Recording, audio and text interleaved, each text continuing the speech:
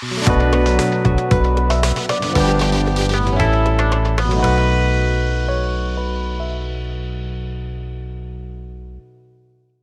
everyone, and welcome to Books Undone. I'm your host, Livia J. Elliot, and today we have another spotlight with a self published epic fantasy author whose prose and world building all me from the first paragraph, B.S.H. Garcia. Bethany, thank you so much for being here. Thank you so much for having me. So my name is Bethany. I write under B.S.H. Garcia because all epic fantasy authors have to have initials, right? But yeah, I released my first book about a year ago, and it was a prequel novella for my main series, The Heart of Quinaria. There are currently two novellas out, one full length novel, and the second book in the series is set to release this fall. So, before we get started, let me make some disclaimers. First of all, we will be deep diving into Bethany's novellas, namely From the Ashes and From the Depths. The first one, you can actually get it for free by subscribing to her newsletter. These two are prequels, standalone novellas, and our spoilers will only be limited to them. We will not be discussing her main series, which she just mentioned, and it starts with Of Thieves and Shadows. However, if I must add, the novellas add so much more to the world, and I really recommend that you read them. Second, what you will hear is our subjective interpretation of the book, which may or may not align with what you got from reading, and that's okay. You can disagree. That said, since we have two books to deep dive into, let's begin with From the Ashes, which is both the first one published and the first in chronological order. This one is fast paced and quite dark, but what struck me as a central theme is the weight of the consequences and the lack of a perfect solution, especially in leadership. In this book, we see Ichthyos and Elize, the rulers of Kedar, having to deal with, I say, three problems at the same time. First, their duty as sovereigns of a besieged city that is running out of supplies. Second, their beliefs about the greater good, which leads Elise to hide these scrolls harboring knowledge and power. And third, their need as parents to protect their child. I believe it's quite intricate plot and you wove it beautifully, honestly.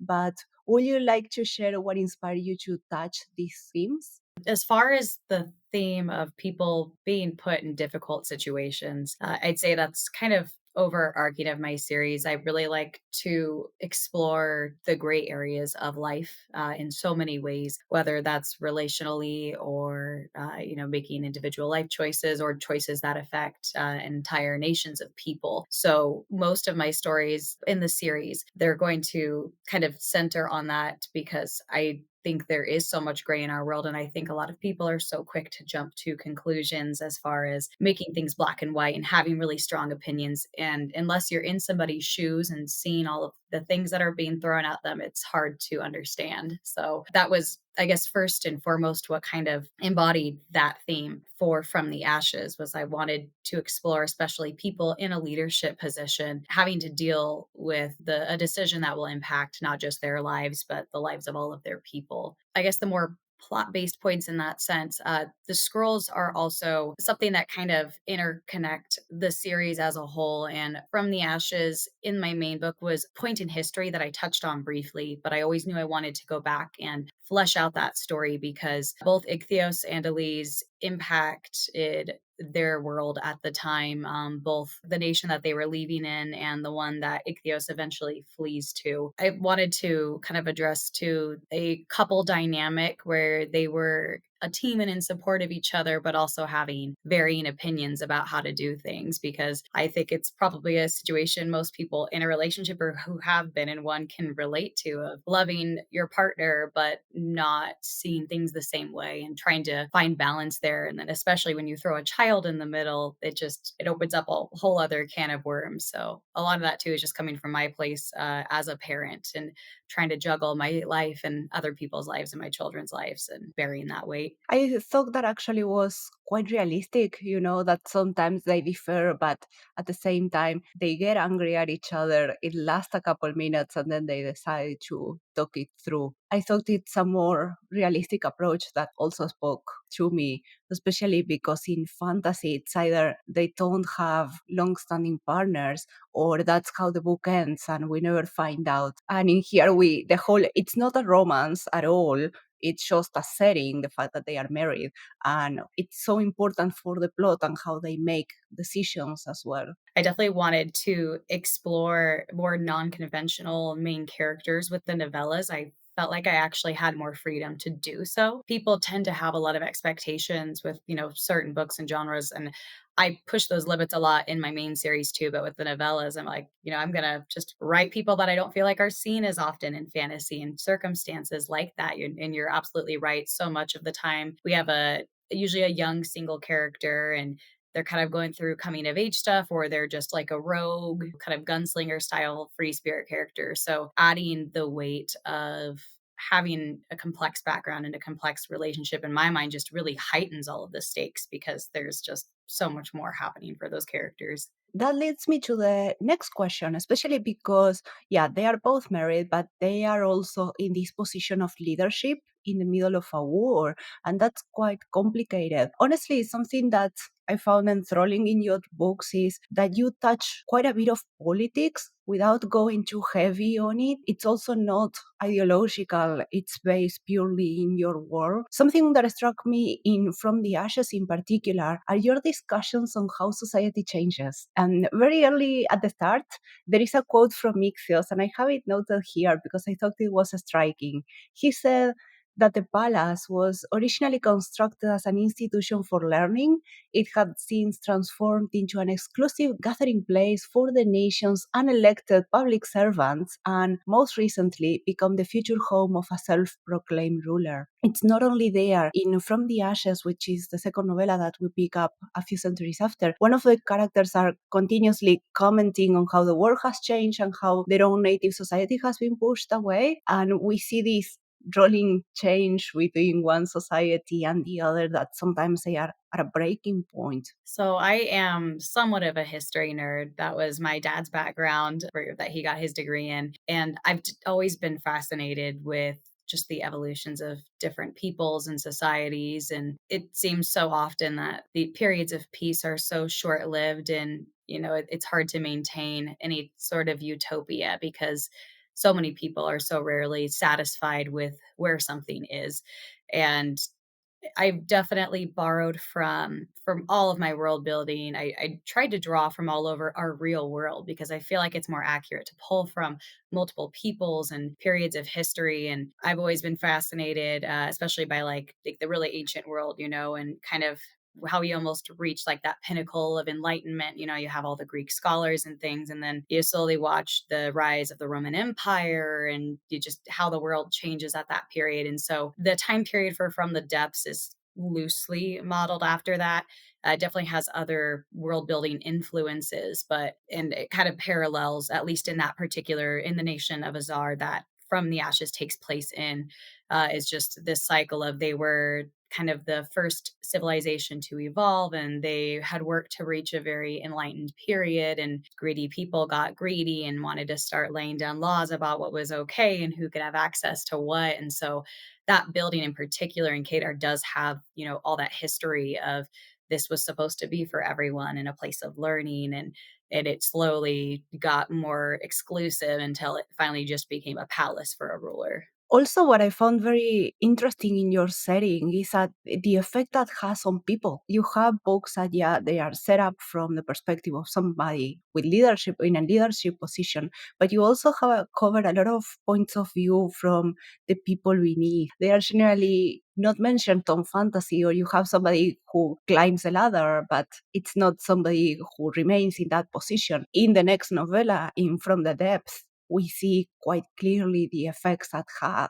And if we go on and read of Thieves and Shadows, and I will keep the spoiler light there, we can see how much the world has changed and how different it is from the time of Ichthyos and Elize. It's great having the scope of epic fantasy to really be able to explore a world's just progression. And it's crazy because sometimes the changes are so subtle, and then sometimes you have like these very pinnacle events that change everything so drastically. Like the circumstance in From the Ashes is definitely that way. It was a huge turning point for one nation that impacted everyone's lives there, but then also the fallout of it, going full spoiler at the end, when Ichthyos, ends up leaving at the end when all is lost and he's fleeing with his last survivors. Even their paths ultimately change an entire nation as well. Like when they get to Naharim, and it's positive in that light, in that way, and showing that sometimes, there is like, not change isn't always bad. There can be hope. We can do things that make the world better. Again, I do love a lot of like the nuance and the gray. Whenever I sit down to write, I just kind of pour all of my questions onto the page, and I just want to poke holes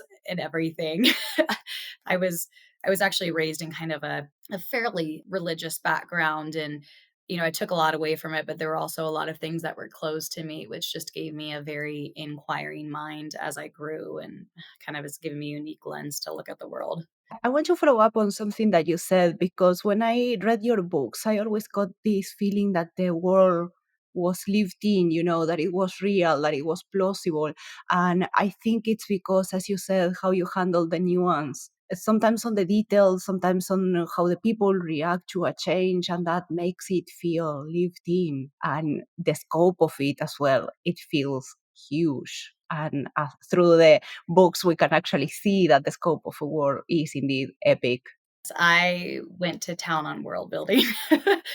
Yeah, part of it, I mean, when I first kind of got the idea for the world itself, it was just a couple of months of just hardcore research and world building and notes. But so much of that has just grown as I've written the books and explored things. And when I sit down and get into a character's head, everything is filtered through them. I'm very much, even though I'm an epic fantasy, and I've gotten that my books are character driven and plot driven. It seems like it's right down the middle for a lot of people. I'm a very character connected writer. So yeah, when I kind of get into their heads and try to look at things from their levels, it shows me a lot about my own world building that I didn't even know. I think it helps, at least for me, having a secondary world like that, because I can bring knowledge of our world, but I could shed a lot of those limitations and just re-explore and reimagine things through that. I'll be writing, and like, I didn't know that about my world. Noted, put it in the world building bible, and it just kind of goes from there. That's interesting. So let me go back to something that you mentioned quite at the start on my first question, that you tend to focus on exploring characters that are diverse and different. And something that comes to mind is Saria, which is the daughter of Ichthyos and Elize. And she's a Naiman, basically a mixed race girl. The story implies that this was some quote unquote not possible. It's also prohibited by faith. I think that it's not really likened. There are quite a lot of resemblances with arguments that are not uncommon in human history, unfortunately, and in the real world. However, your approach was both subtle and powerful at the same time, because I thought that you touched on the key points of being not part of either world, that you are there in the in between. So that a big part of that is just directly from my life. My husband and I have mixed race children, and we are in an interracial marriage, and we've not faced, thankfully, too much prejudice on our end, but it's definitely something that I've seen in the world. I'm familiar with. It's a subtle thing where we've come a long way as a people, but there are still so many subtle prejudices that people carry, even a lot of the time that they're not aware of it. It just felt like it was something that I wanted to call to light. I also wanted to have my children represented in fantasy books as well. So a lot of that was, again, when I was creating the world, like, I have nothing against traditional fantasy. I'm a huge Tolkien fan. I love Game of Thrones. I love medieval, but I've definitely been hit over the head with it. And I wanted to, I'm like, there's so much in our world, so much diversity, so many, peoples and cultures, and being able to write a world to me that felt more realistic because it was far more inclusive. There's so many times that even, like, my husband and I will be like looking at costumes and things from like some of our favorite epic fantasy stuff. And he's like, there are so few people of color to cosplay as, or to be, or, to represent, especially in traditional fantasy as opposed to sci-fi. Sci-fi, I think, is a lot more expansive, but a lot of fantasy is still somewhat limited in scope. I think that was just what inspired it, was my relationship with my family and then just wanting to write a world that rang true to our world. It's unfortunately quite true. In epic fantasy, I don't have anything against it, but we generally have male protagonists with a very specific background. Everyone else, especially women in epic fantasy, they tend to be relegated to the girlfriend, the wife, or the mother, or something like that. In your book, we have really diverse casts in of Thieves and Shadows, and I think this is on the blur. We have a leader who is a woman, and we also have women in several other positions, from positions of power to being one is a mercenary, I think, as well. So it shows we also have that on the novellas that we are touching. And it feels, as you said, realistic. It feels that it's a world that I can read, that I don't have to be wincing because I just get a mirror of the real world, you know?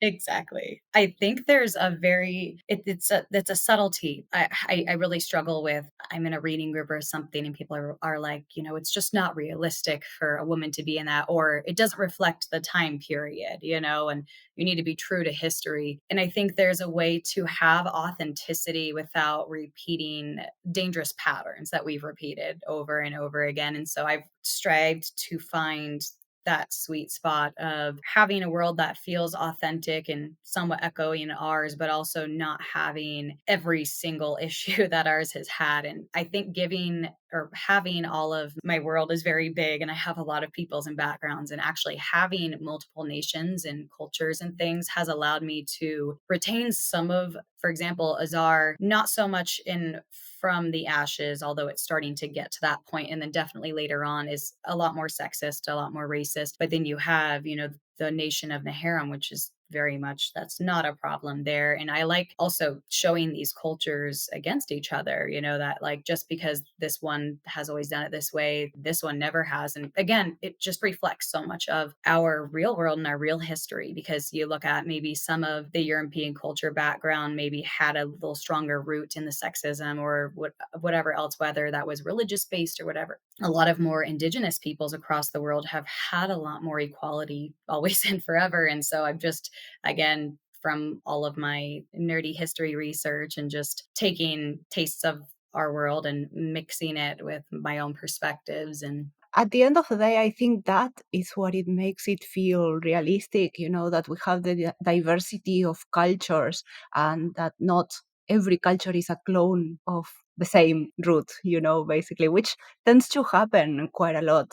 And let me bring up another point. Because of this setting, we also end up having that diverse cast of characters that they come from these different areas, and that origin, it also biases their perception. And we can see, for example, how Ashat sees Lies and the opinions he has about her that are very specific because of his upbringing, we could say it. And then we have Ichthyos, who is a bit more open minded and has a completely different mindset. And at the same time, we have this middle character, Elize, and two people having contradicting views about her. And that's again quite realistic because not everybody thinks the same. it's so true. Even within, a shot and Ichthyos, they're essentially of the same race and from the same city. So in some ways, they have a lot in common, but you do get to see the difference of even people who have the same background can choose to think differently, or can, maybe it was parenting, maybe it was just experience. And I think I like their juxtaposition because it shows that even though they both came from more well to do families and had a similar past, that Ichthyos did choose to remain more open minded and chose to, I guess, step outside of his box and see other peoples and explore the world, to the point where he ends up becoming the leader of a rebellion that's not even, for his race. And of course, he's doing that alongside his wife, and she's a huge part of it. But he's definitely a unique example of, showing that you don't have to just fall to your societal norms. And a shot is basically the antithesis of that. And he's interesting too because he at least respects Elize a bit more because of, you know, her intelligence and her ambition, and she was a part of the prophet's order and ultimately is a thorn in his side. But yet he still looks down on her. It's kind of like how you might look at a dog and be like, that's a very good dog, you're better than the other dogs. And so he still has that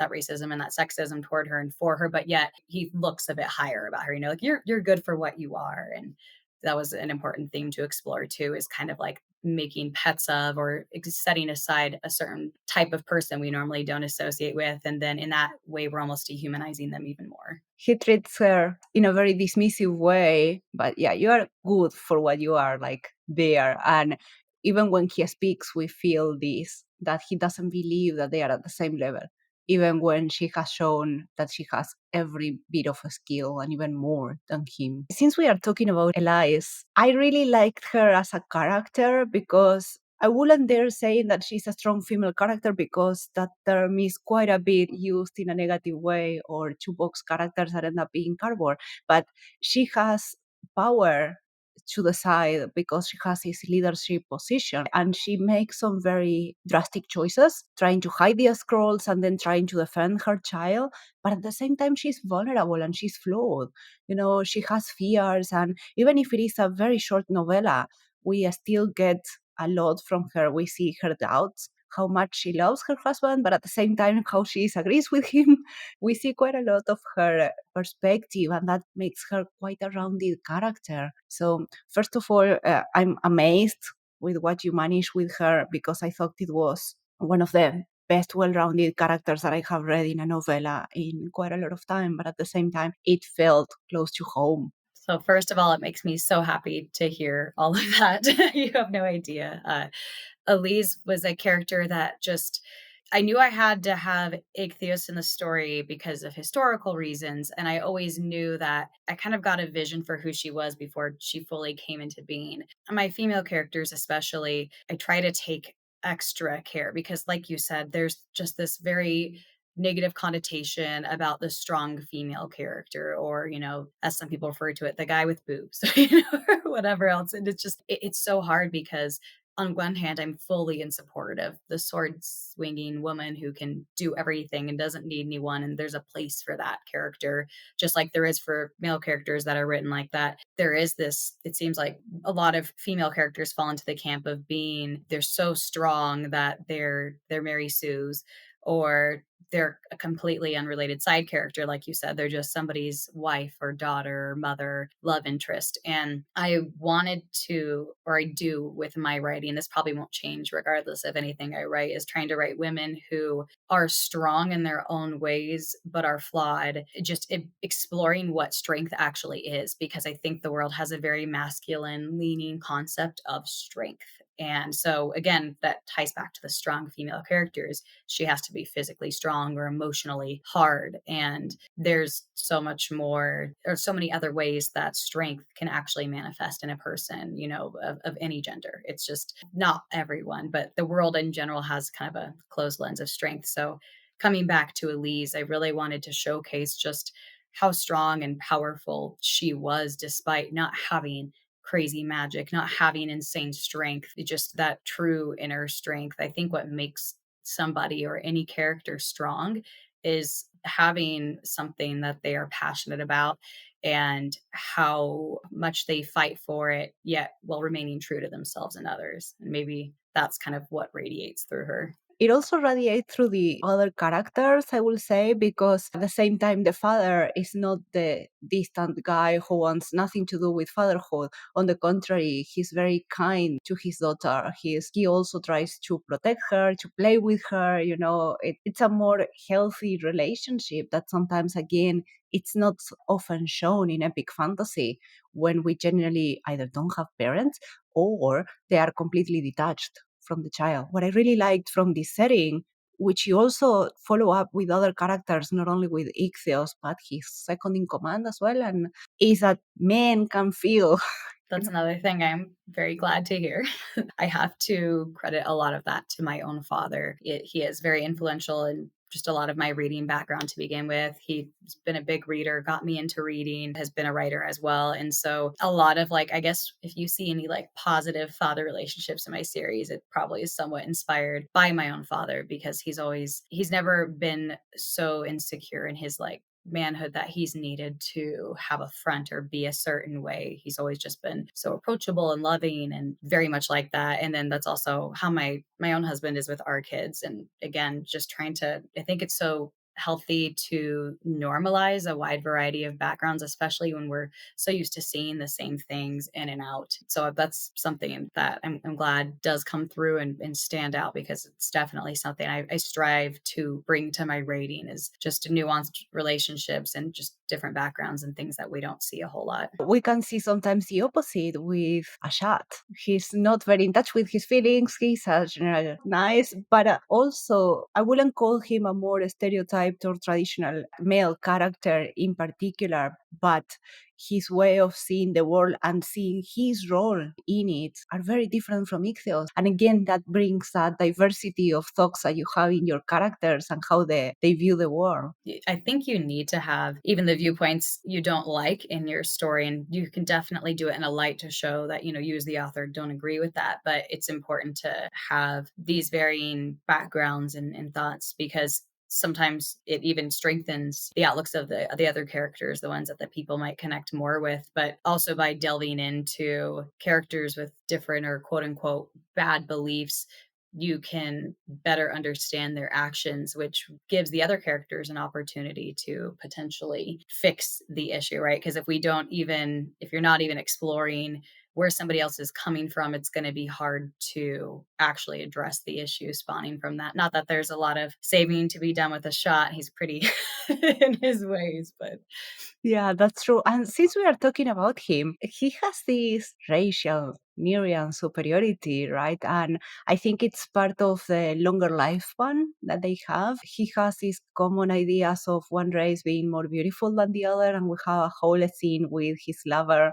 that she comes in, and he has very strong opinions about how she looks compared to Elize. Of course, he also delves into the idea of one race is there to rule and the other is there to serve. At some point, I really liked Ichthyos' opinion of him. Ichthyos says, what Ashat wants, it's an unjust war, more so than it already is, and our people will not stand idly by and let that happen.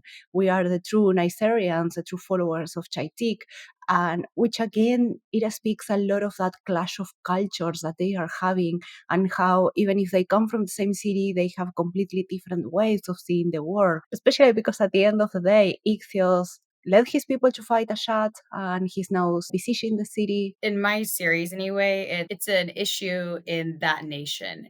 So this is the nation ultimately becomes Azar after this civil war, and it was previously Nizar. So what a huge part of what led me to that particular conflict was just knowing where the nation was headed, to become a lot more, ultimately develops into like a dictatorship, and it's very authoritarian, I guess, with them. And something that is key even in the later parts of the series is that as a nation falls, there are still people within it who maybe disagree with what their government is doing or what the common beliefs are. I think it's important to not dehumanize an entire people or an entire country or whatever else just because it leans strongly this way or its leaders are making these decisions. So by having, again, Ichthyos and Ashat, who are from a very similar background, the same city and the same quote unquote superior race in Ashat's eyes, it just goes to show that not everybody, even when cut from the same cloth,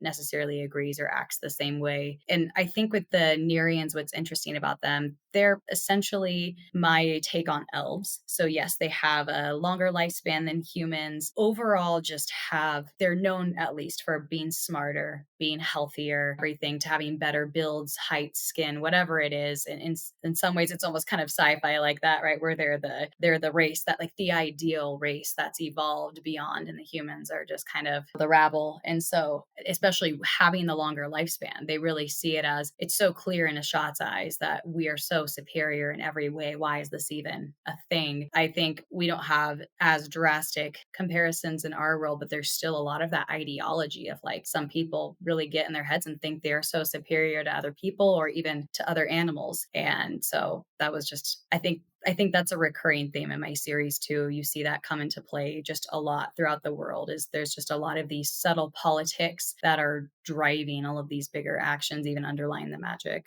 It's very subtle, but through the books, it's very obvious, at least to me, that culture is not static. You have these rise and falls of civilizations and years passing, and we have from redefined borders to cultures and customs changing. Because in From the Depths, we can see that this change has already begun and they are already dividing within the Nerians, and then in Of Thieves and Shadows it's completely different. I thought that was not only interesting, but another of those aspects of world building that make the world feel lived in. Because if we look at human history, our cultures are not static. We have changed right through history. And when I'm saying change, I'm not only saying the borders and the names of the country and the language, the culture, what we believe on, and what the society considers to be the ideal at every moment, it also changes. Really fascinating to me just watching people and nations and cultures just transform, rise and fall, evolve, devolve. There's so much, even in a nation as young as America, there's so much that's happened in just a couple hundred years. And yeah, I believe that's a huge component in my mind that you need when you're doing secondary world building. You have, even if you don't include it all in a story or even touch on it in the series, I at least for me as a writer, I feel like I need to know so much of my world. Like I have note cards going back millions of years, thousands of years. Like, and some of that's really vague, but it's, I think it's just, and then for like the closer parts to the stories, like I've really had to sit down. And so I wrote Of Thieves and Shadows first. I released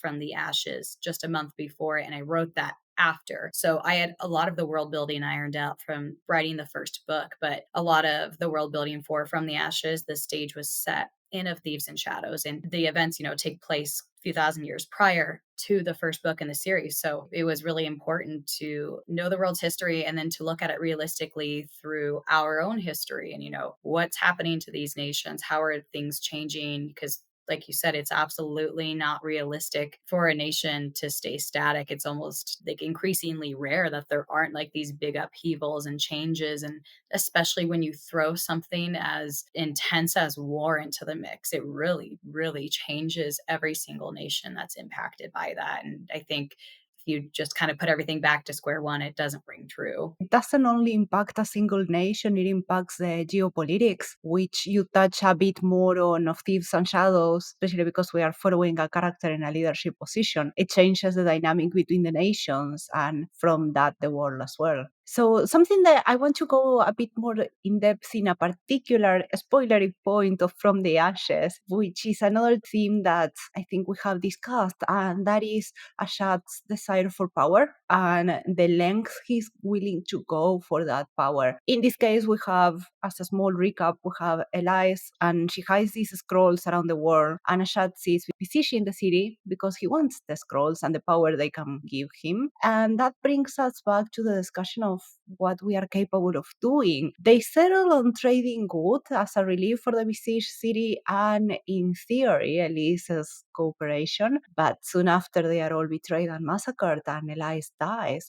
And Ashad's decision to risk killing her, which he actually succeeds in doing, is interesting because she was the key to the scrolls. Yet at the same time, he knew she wouldn't give it up. And we don't get his point of view, but my guess is that he rather leave no one with the knowledge of the scrolls than risk them falling into someone else's hand. I think what's interesting, and in my opinion, what makes a good villain is I mean, I love the good evil cackle for no reason villain as much as the next person.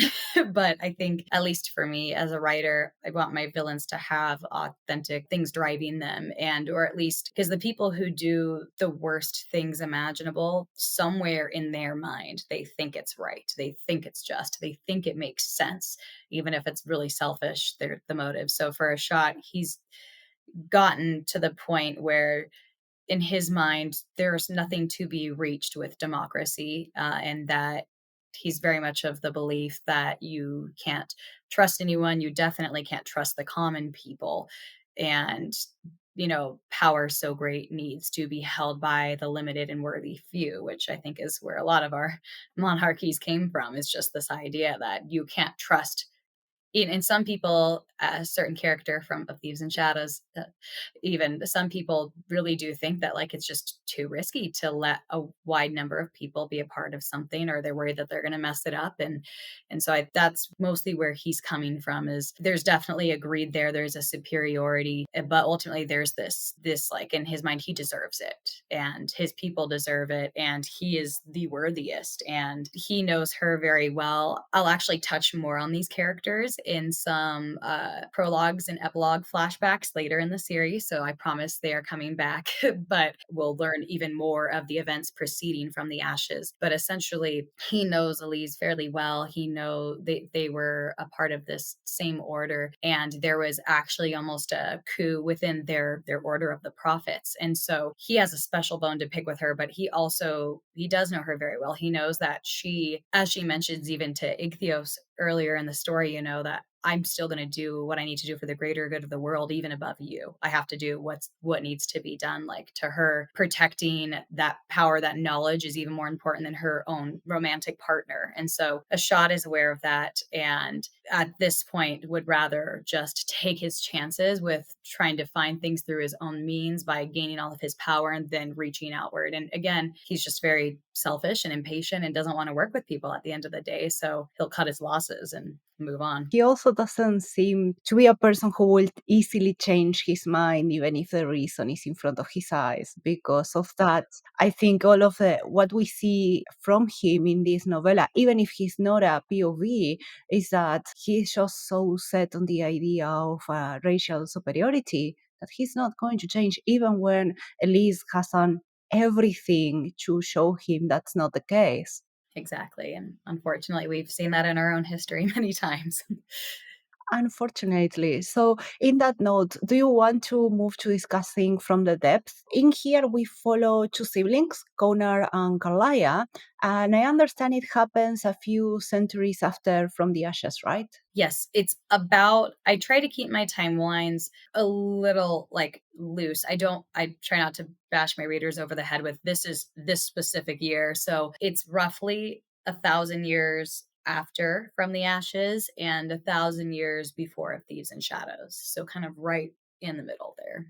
A theme that struck me in From the Depth in particular is again the weight of responsibilities, but also the family dynamics and how everyone is affected by each other's decisions. In From the Depth, we have both the parents' dynamics, their infighting, their struggles, their quest for a better setting for their children, and how all of that affects Connor and Carlia. We also see the points of view of their children and how that infighting damages them. A huge part of choosing the younger characters for me, I knew I wanted to touch on Konar's background because he's a main character in Of Thieves and Shadows, and I really wanted readers to understand more of who he was, especially setting the scene with children. If women have issues in fantasy, then children have even more. It's another group that I feel like, especially in fantasy sci-fi, you see your YA leaders all the time, and you even see your middle grade heroes and stuff, but you don't as often see children written from a child's perspective but with the themes of an adult book, I guess. So I definitely love exploring again a variety of characters, and I wanted to touch on these bigger issues and these these events that are happening, but through the lens of children, because again, so many people are impacted by decisions. And again, the kids are so often painted as like they're like pets, they're shrubbery, they're just they're the background. And so by flipping the script and putting the whole story through younger protagonists' eyes, I think I knew it was going to be a bit of a risk, because I know a lot of people see a character under 18, especially if they're used to reading adult epic fantasy, and they just close the book. And I even had a couple of readers tell me that they were like a little hesitant to read one about younger protagonists. And, but I hope I kind of captured the subtleties there. I just felt like if I'm writing a story about a family, especially a broken family, who is more impacted by that than the children? You know, like you always want to choose, they say in writing, when you're choosing a character to write a scene from or to write a book from, you should write it from the character who has the most at stake in that story, who has the most to go through. And it was just always undeniably the kids for me in this book. Even if it is kids, I thought it to be very dark, the story in general, but also subtle and never explicit unless necessary. And something again that we were mentioning in epic fantasy, it's a bit uncommon to see the impact of the situations on younger protagonists. We see them, overcome everything that is thrown at them and remain healthy. And that's honestly not realistic because, yeah, we may overcome hardship, especially poverty or that type of infighting, but we may not survive without the scars. And in here, your characters have quite a lot of that. It was so vital, especially given Konar and Carlia's eventual trajectory in the series, to show the intensity of their backgrounds and their pasts and show the complex people they are because of their circumstances. Because you're 100% right. It's one thing to break your arm and heal from a broken arm. It's so much harder to heal from a broken heart or a bad background. I feel like that weight isn't something, especially in your childhood when you're so receptive to the world around you. I don't think that's something you even ever fully shed. Even if you do work if you do work like to on yourself or through therapy or whatever else, and you find ways to cope or find ways to heal, those are still internal scars that you carry. And so logical to me that the characters are going to be carrying all of that, and you don't just shake off something like your parents fighting or, taking it out on you. That's not something that you just wake up the next day and you're over. A poignant moment in the novella, it's narrated by Carlia when the parents are having a row. The mother is a drunk, the father is focused on going on a new mission, and the children, so Carlia and Konar, they are forced to sit down into this tense, ugly meal. And Carlia thinks that, and this is a quote, the instability Amma caused in their home made Carlia want to run away, to carve out a life that she controlled.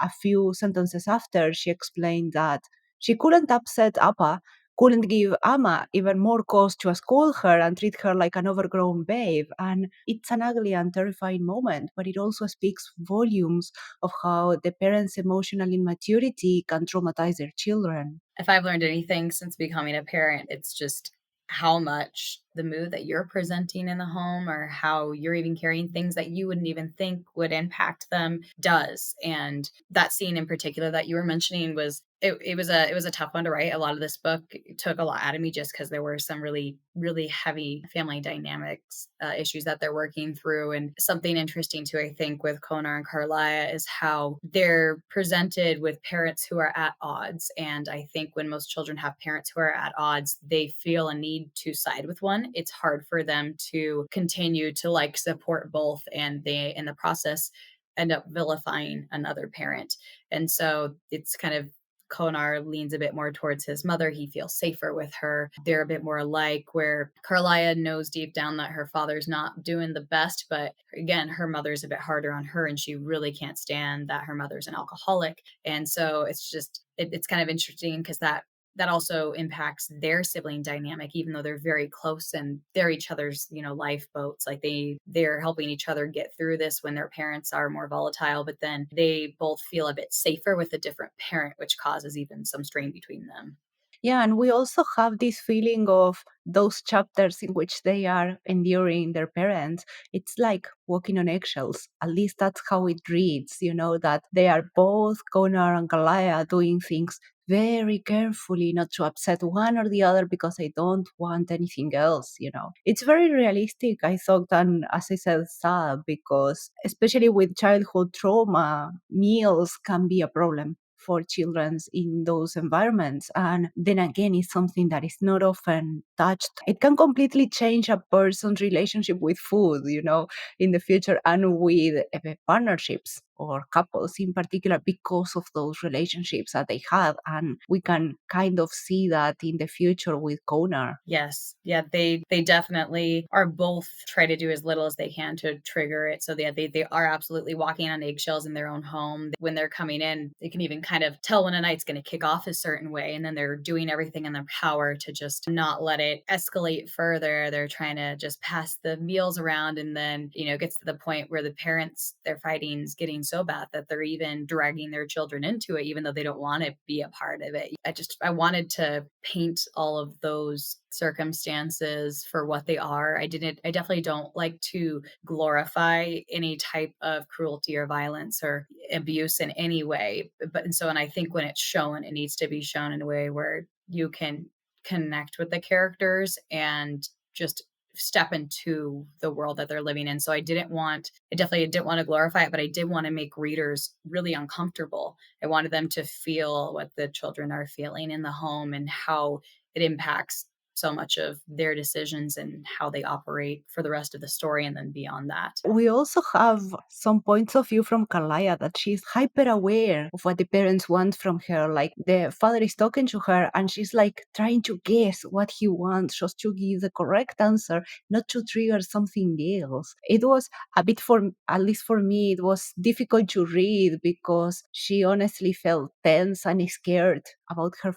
father. About what he could do and not triggering another situation like that. Kids are so much smarter than we give them credit for, and they're both in survival mode when their parents are fighting. They don't want the wrath to continue, but they also don't want it directed toward them. And so I think it activates, especially in Carlisle, kind of activates that pleasing with her father, trying to get his approval, she works very hard to be on his good side. And in some ways, because he is the biggest one, the scariest one in the house or whatever. So if she'd much rather her mom's not going to do anything to her she doesn't think. And so it's she definitely needs to be on dad's good side and please him. And then there's that weird, almost like, you see it with people who are in abusive relationships of any kind, where there's not only that protective, you're not only trying to protect yourself by trying to gain that person's approval, but then there's also that weird psyche of like, oh, they're proud of me, and you still like get that weird positive response, like pride almost, or like gratefulness that you got the right answer, you did the right thing. And there's just so many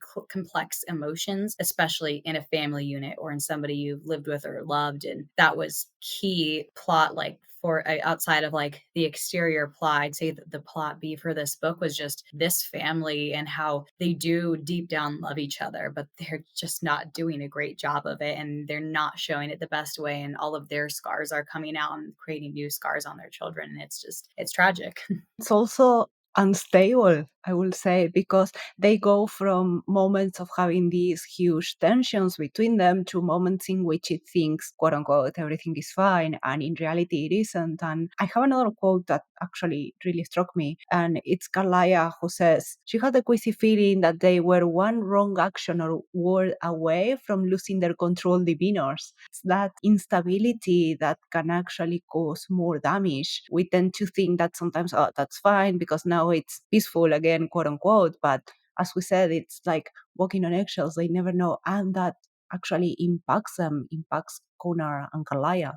100%. It puts you in like a constant state of flight or fight. And so even when you're enjoying the moments, you're just waiting for like the next thing to happen. And it makes it to where so much of life isn't even enjoyable at that point, because you don't know when so you see them having like their little moments of solace. And that's why they've created their own little sanctuary under that waterfall, in that little cave. And that's a really special place for them because it's like their escape. It's the one place that they can go where they know the parents won't find them. And obviously, you don't write all of these details into the story, but I know, if, like for me, that's been their place for years. That they've even gone sometimes when they've heard their parents fighting and don't want to approach it or whatever. And so it's just a lot, and it does force the characters to grow up. It forces people to grow up more when they're faced with harsh stuff, which is sad.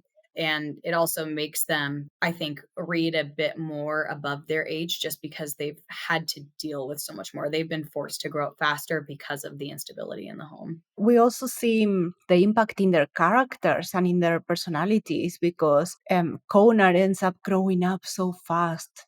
Sometimes he's a child, but he has this adult trait, that he behaves in a very mature way for his age. And I think it's also because he's always trying to protect Kalaya and to perhaps intuitively act as a father she doesn't have. And on the other hand, Kalaya goes from being very mature as well to doing very childish things when the parents aren't looking. And it's not inconsistent. To me, it's just a result of trauma. She wants to freely be a child, and to enjoy her childhood. And she does that when the parents aren't looking because that's the only safe moment. You're hitting all the nails on the head 100% with them.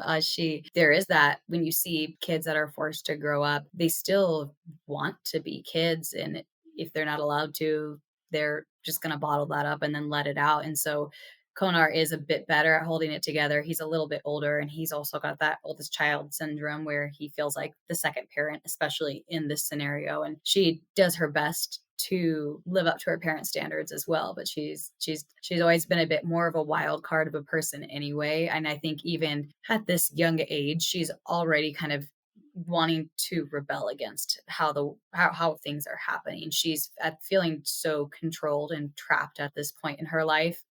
Even though she's still a kid, like there's been so much thrown at her and so many expectations, and in her eyes, so much of it is unfair. And so something that's really driving her is just like, I want that control, I want that power. And at this stage for her, it's just like, I want power over me. I want control over me. I want a say. I want freedom. I want to do what I want. And so yeah, you see that coming out a bit more in her, and a little more freedom in her when the parents aren't looking. And sometimes when even Connor isn't looking, Mhm. because sometimes he feels like that second father he's trying to unconsciously be, and it's drowning her, or at least that's how her POVs feel. Yes, he already at this age for Konar too, he's already struggling with his life feeling out of control, and he wants everything orderly because I think struggling with the insecurity, the instability in the home. If he can micromanage Carlia, he can better, control them around their parents. So Ensure the safety. yes. So she's just kind of more wild. And again, he's doing it all from a very loving, intention. But I think that's just kind of another argument and a big theme in this story too, is just a lot of people are coming from good intentions, but that the good intention does not mean that the outcome is going to be good. Touching on that, let's move a bit more into the quote unquote quest that there is in this book. Again, it's for power and riches. And we have Korandon, the father, who is a pirate, and he's sent on a quest, and Zora, the mother, they end up embarking their family to retrieve one of the scrolls that we were discussing before, and that literally brings ruin to their already broken family. Regardless of their faults, Corandon and Zora, they are perhaps like Ixios and Elize, faced with the impossible decision of acting for the greater good, which is hiding the scrolls and what they end up doing, or protecting the family, which would have been giving up the scrolls but saving their life. To some extent, we could say that both choices are good and bad. Both have advantages, both have terrible consequences, and it's very difficult to say, okay, in their position, what will you do, especially when you haven't reached the novella's endings yet. That comes back to just my whole desire to put these characters in these situations where myself and the readers would kind of be like, gosh, I don't know either. Like, maybe I don't fully support this, but I at least get it. I think that's something that I want people to feel about most of anybody I do a POV of, or I have close to a POV character, is like, I don't expect people to like all of my characters. I even struggle with some of them, but I do want people to say, okay, I get where they're coming from. I get this motivation, or I get this horrible situation they were put in where there's not a good option. And one thing that I wanted to do, especially with Korandon and Zora, that the parents, was you see a lot of the worst of them at home through the kids' eyes. And I wanted to still give them moments in the story where you could see them fighting for, in their mind, what was the best for their family, because in their mind they're looking for stability and ease, and they're just wanting the job to end it all. Like, that's especially Appa's or Corandon's, his overarching plight in this book is just that he's tired of it too. He's tired of the fighting and being gone, and he's even done with his piracy. He doesn't like that he's been kind of under the emperor's thumb, being really used in his own way. And so it's very tantalizing for him to have this, I can have my dream life and I can have my freedom. And it just comes back to he's even feeling controlled and he wants to be done with that, where Zora is much more, she would prefer to just have the simple, quiet life. She would be okay with them just working. She's not as power hungry, I guess. And yet she's also just got this darker outlook on life from her background. And so just watching them come from their very different backgrounds, again, they're two characters who are from a similar region. They're, the Zalosi Islands, but she is from an almost ostracized group of people. The women that she was raised with, they're basically witches, and they are, they're looked down upon by Azar, because Azar has basically colonized Azelos, these islands, and they are trying to impose their religion on the people and do away with their old ways of life. So within the last 1,000 years, since the events of From the Ashes have happened, Zora's order that she was from has just, they basically turned their own people against their old ways. And so there's just this whole context with her and where she's coming from, trying to fight against that, where the father has kind of been more esteemed despite being a pirate. He's from like a well-known family on the island. And so again, just their backgrounds being so drastically different, and then trying to bring their own traumas and their own beliefs and navigate again with children. So there are definitely a lot of parallels between the novellas. That brings us back to that idea of cultures not being static, because at this point we also have that change in the Nigerian culture. We have how he looks down upon her because of her culture, how the mother wasn't allowed to share her culture with the children because it's quote unquote inferior. And that also raises some tensions, especially when Corandon, he ends up having some mistresses and affairs, and they are apparently from a, again, quote unquote, higher position than her. Yeah, there's just loads and loads of baggage with all of these characters and their backgrounds, and it's hard to see it because you would think, somebody, if they're together, that love can overcome anything, and I do believe it can if both parties are feeling the same way. But he has definitely grown away from her and let some of his own beliefs back, or especially the people that he's hanging out with and associating with are speaking poorly of her. It's kind of a double-edged sword when he then calls upon her to use her culture, her beliefs, her powers, so to speak, to help them. Meanwhile, everybody on his crew is,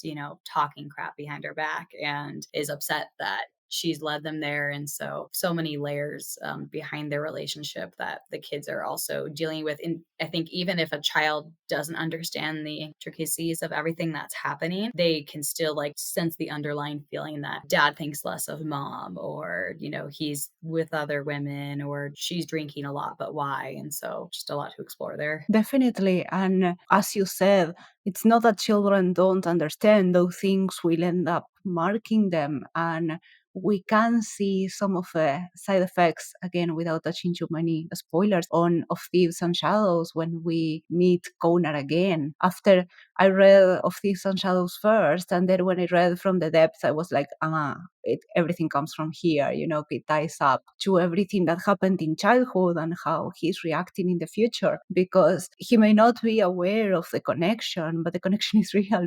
Yeah, absolutely. I think so often I try to do a lot of my own reflective self work, because I think it is really easy to, like, when it's your own life or you're so close to it, like, you don't think to like connect those dots of like, you think that wasn't a big deal. That didn't really impact me that much in the past. And it takes some like actual still like looking to see how it connects to your future. And then so with characters, I think that's huge. I have pretty thorough backstories written for almost all of my, or definitely all of my POVs and most of my main and supporting cast characters, because again, even if I don't bring that all to light excessively, like so much of the work for the stories is not seen, but you have to have an understanding, or I do as a writer, to know where all of my characters are coming from, because your childhood shapes you. It's just so much of who you are happens within, you know, your first like 10 to 20 years of your life, and we can grow and change and overcome, but we still carry that. And so understanding, I was so glad to write this novella, because I knew Konar and Carlia's past, but actually sitting down to explore it so heavily was just such great character work for me to do. And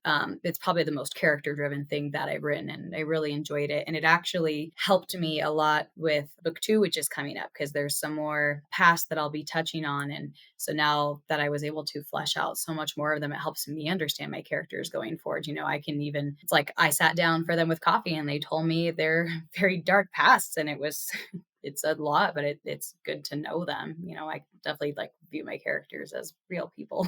That's what makes them feel so compelling, because those effects are coming back for the reader to read, basically. And at the end of the day, the triggers, they are still triggers, even if we cannot label them as such, right? And that happens to Konar a lot. Definitely, there's so many things. I have a couple of people who are beta reading my upcoming book for me right now of Love and Loss, and all of my beta readers have read everything I've written so far. And I've had a lot of comments, because for a fun little sneak peek, the prologue of Love and Loss picks up almost directly after the last chapter of From the Depths. So we're actually back with Konar and Carlia, and we'll meet Raikal the first time they meet him. But I had so many readers who were like, you know, just they're loving like having had From the Depths, because book two of Love and Loss is a really big one for Konar. And so far everybody's just like, I just see his whole childhood reflected here, and all, you know, all this stuff coming back. And I hope it's still written in a way where if people choose to not read the novellas, they'll still get the gist of things. But definitely if people are like very character driven deep diver readers, I think From the Depths offers a lot for Konar. So Since you mentioned that, I thought that the ending was at the same time awful and incredibly well written, right? We have, since this is a spoiler, of course, the parents end up being tortured and they end up dying, they are hanged, and their children end up looking at it, basically. We could argue that Korandon, so the fathers, suddenly need to do the right thing. It ends up stripping their family of everything. It changes the children identity in a way that is quite dark. We have that epilogue that honestly I was reading it and ended up staring at the wall, because I just couldn't think. Like, it's narrated from Conar's POV, but they lost their identities and they are no longer who they were. So you chose to narrate them as a boy and a girl. I thought that was an incredible detail. You know, it's so small and so powerful at the same time, because at least how I interpreted it was that their own identities were quote unquote dead after what happened and after all the trauma, and they are new people. And that literary trick of stripping them from their names, I thought it was superb and heartbreaking at the same time. thank you so much. There's something magical about the novella, at least for me, having written them both after the first book. I felt more confident and able to explore different, you know, literary devices as I was writing those. So that was an intentional on my part. Originally, I was just going to make it a Konar POV, but I'm like, there is such a huge shift. This is the point in their lives that everything really changed. Like they lost their identities, they lost their parents. It was the first time the scrolls touched them in one way or another, and ripped up from their home, and, you know, basically forced into slavery. And so it was felt like I couldn't speak to them anymore from their POVs, because I, even in this particular chapter, I'm like, I even feel a bit more distant from them right now. Like they're putting up their shells for the first time. And even though they're still close to the other person, there's even that distance starting for the first time between them in that epilogue. And so it felt right to write it more omniscient and to not name them because they were at such an in between stage there. Yeah, honestly, after that ending, I everything in Of Thieves and Shadows, at least from Connor's perspective, his protectiveness, to be a spoiler light there, it makes so much sense. Because I read them in publication order, I was like, he's such a brat. And he's such an over controller. And then when I got to From the Depths, it was like an aha moment. Now everything makes sense. And my opinion of the character changed completely. I'm really glad to hear that.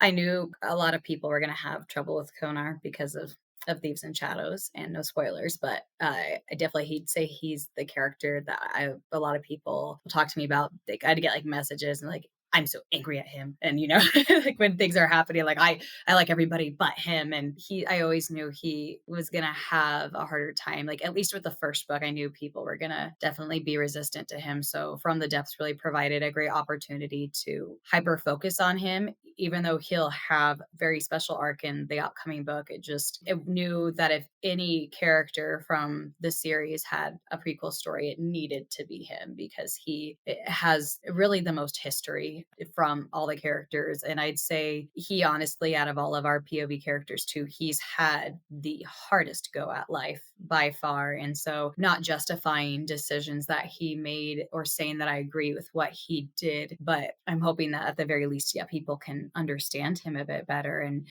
maybe soften their hearts to him, which is a tall order given what happened. But I have at least the people who have read From the Depths have expressed how it's changed, how they view him. I think that the message is quite powerful because we are very quick to judge people and characters as well. And we never know what they may have gone through. And in your novella, From the Depth, it makes it very clear that if you read it in publication order, you can completely misjudge Connor. And that's okay because at that point, we don't really know his background. It also speaks volumes of how much we should dedicate to know other people, to actually understand them and try to have some empathy. Exactly. I try to really make it clear when I do my very rare marketing because I'm horrible at it. But I try to make it clear to people that a big thing in my stories, especially this series, is morally great characters because I just to like see just like the black and white characters to me, like the good guy and the bad guy in my mind. I'm like, I come at it from the perspective that everybody thinks they're the good guy in their story. And so when you write them from that way, characters who maybe don't make the best decisions, you can still like other things they do. Or I guess it's kind of that save the cat concept, right? People are familiar with the idea that if you've got a character that's not very likable, you have them save the cat from the tree and it changes. And so a lot of the characters that I write, they're not like perfect people. They don't always they're not making the best decisions, or maybe they're not thinking clearly in that moment, or they're acting out of emotion. And I like to live in a world of characters who feel like, to me, that's what makes somebody feel three-dimensional, is like this, okay, you're flawed but you're trying, right? And so that's kind of where I think most of my characters are coming from. And on that note, Bethany, this was such an amazing discussion. Thank you so much for joining me and for giving me and the listeners so much insight into this amazing world you have created. Yes. First of all, thank you. I can say with 100% honesty, this has actually been the most fun exchange I've had on any podcast or interview. Felt like we were sitting down for coffee, which I loved. So thank you so much for your time and for your very deep and thoughtful questions. It's wonderful as a writer to be able to discuss the stuff that's, below the surface. So thank you for that opportunity. As far as where you can find me, I do have a website, which is probably the easiest starting point. It's just bshgarcia.com. And on there, if you are interested in checking out From the Ashes, with the first novella we discussed today, I leave that permanently free as an ebook for anyone who subscribes to my newsletter. And if you don't want to be on my newsletter, it's only 99 cents on Amazon. So I try to make that one very accessible. I do think it's a great place to check out the series and the world building if you're not sure about diving into a full series yet. It's a relatively quick read. It's only 17,000 words, so it's kind of an afternoon for most people. My newsletter is the most thorough way to keep in touch with me, but I am on all social media, just B.S.H. Garcia. I'm probably on Twitter and Instagram the most when I'm being reliable. And then for the series itself, to have the three books out right now, they're available on all platforms. And the second book in the series of Love and Lost is going to be coming out in September. I don't have a hard release date yet, but it will be coming soon. And again, this one ties really nicely into From the Depths. So if you end up reading From the Depths or if Thieves and Shadows, I think you'll love the direction of where Love and Lost is going. It's actually going to be carrying over a lot more of the more intricate relationships and character situations that I explored in the novellas. I've brought that over a lot more into the main series, I think, in this coming book. I'm on her newsletter and she actually answers. So you can get there and talk to her, which is very nice. So before we go, if you like this episode, please like, subscribe, review the podcast, and feel free to leave any questions in the comments. I always try to answer. Likewise, if you want to get bite-sized deep dives, prose analysis, and cat photos, because of course I'm a cat owner, please subscribe to my newsletter. The link will be in the description. And that said, thank you so much for listening and happy reading.